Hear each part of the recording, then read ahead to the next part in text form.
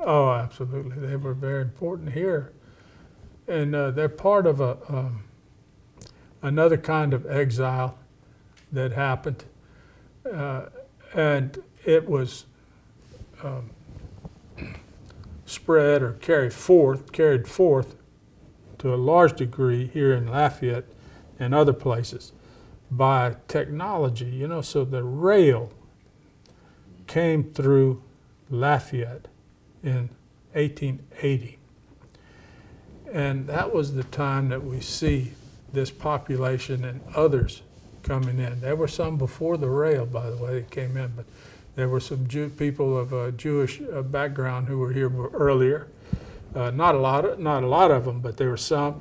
But mainly, and there were some Italians that were coming in, but still the rail is what helped them spread into different communities and different neighborhoods, bringing with them, you know, whatever cultural contributions they had, large contributions.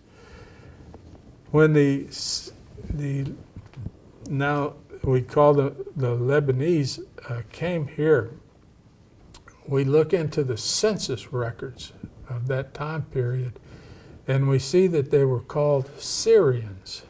So their name, they were called, and then there's a question as to what language they spoke, and they would put Syrian in that census record. So it just indicates that their movement over here was happening in a time when there was a great deal of flux in their own homeland.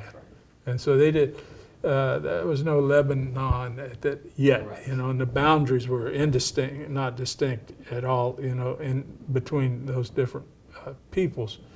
So, you know, and then later on, then Lebanese, so politics change, and so an ethnicity can be formed on a term that really was not part of their origin, you know, that kind. Of course, they were the same people came over. I suspect that many of them were French speakers to begin with, because France had been part of a colonial movement in the Middle East, you know, already.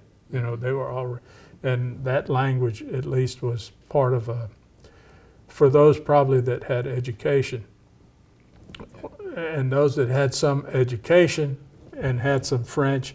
And then the Catholicism was still, you know, was there, you know, not all people were Muslims, and, you know, or various other religions. And so I think that was some of the characteristics that served as selected factors as to where they would go, you know. So they came to Louisiana, fit in really, really well, you know.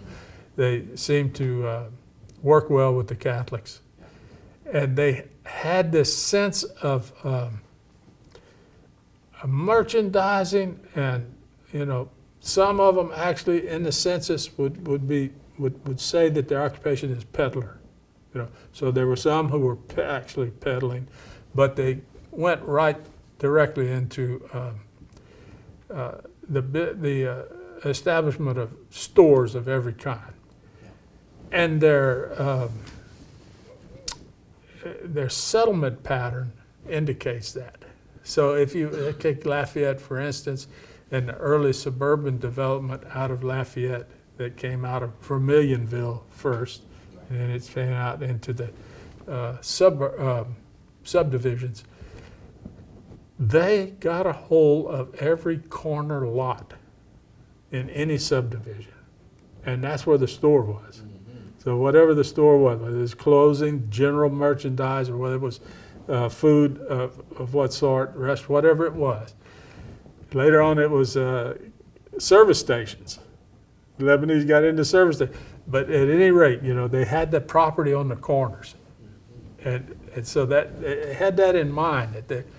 And certainly they also became professional people, you know. So whether it be law or medicine or whatever, they excelled in that, and ended up having huge impact.